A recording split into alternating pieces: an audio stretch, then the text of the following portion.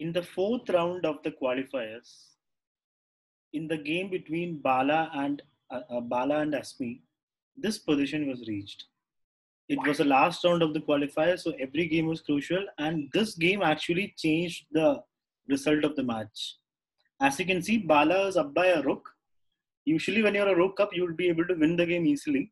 But this is a little strange position because there is no clear way for black to make progress. So black has to make a proper plan and work it out. So let me show you what happened. Bala tried to get his king closer, and then he targeted the c3 pawn, but white is staying on the third rank to defend. So he brought his king back. Now the king is trying to come this way. He went, white waited, black came closer, white waited. So black is not able to cross. He also does not want to leave the two rooks out of this line because they're putting pressure on c3.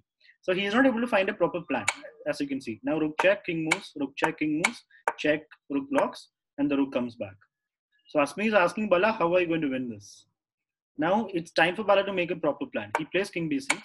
Now he tries to get the king this way, but even here there is no entry. The king can't come any closer. The rook just waits along the third rank and defends the pawn. Black is not able to come closer. So the black king goes back. Asmi repeats. King came.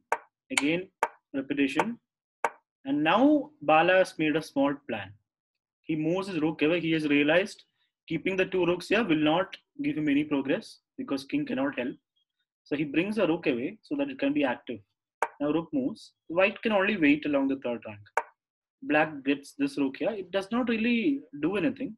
But okay, he gives a check. King moves. Check. Comes back. King comes in. Rook moves. King comes in.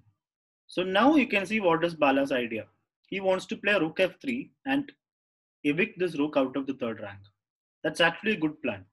Now white played rook h3. Bala played rook f3. Rook check. King moves. And now we have a position where Bala is happy. He has managed to exchange of the rooks. Now all he has to worry about is this pawn. And if black takes this pawn, he'll be able to win.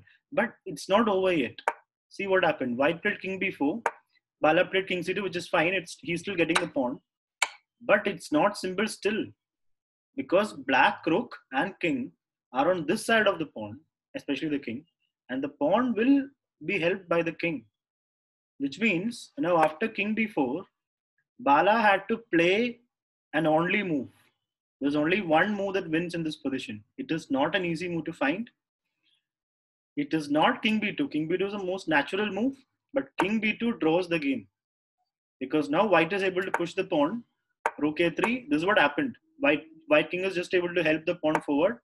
What happened was this. Rook a4, but rook check. It does not change anything. As long as white does not come to the a file, white is drawing it. White pushes, king comes in, and that's a draw. So the move that Bala had in this position, the only move he had in this position to win it was rook b3. Can you find out what's the point of rook b3? It's very simple. The king cannot go away from the pawn because rook will take the pawn. So king has to come to the a file. And if the king comes there, then the pawn is gone. The pawn is blocked. So if king comes here, immediately pawn is gone. That's a win.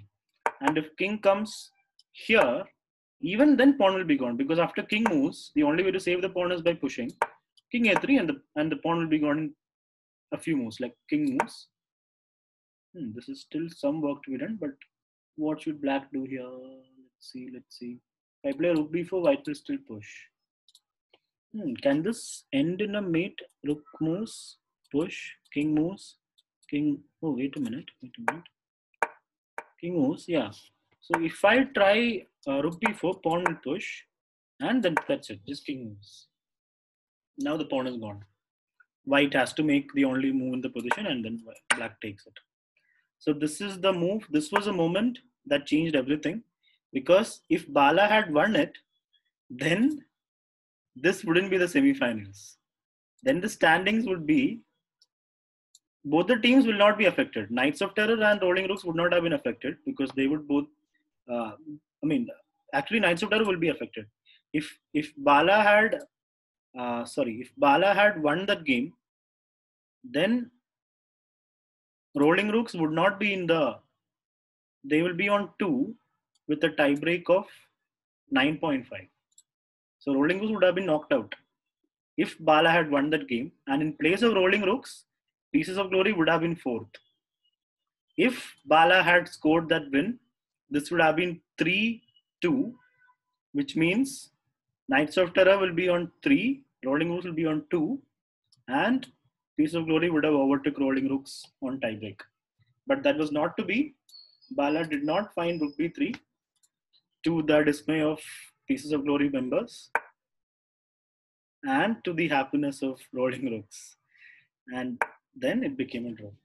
So this was a draw that changed the final standings for two teams.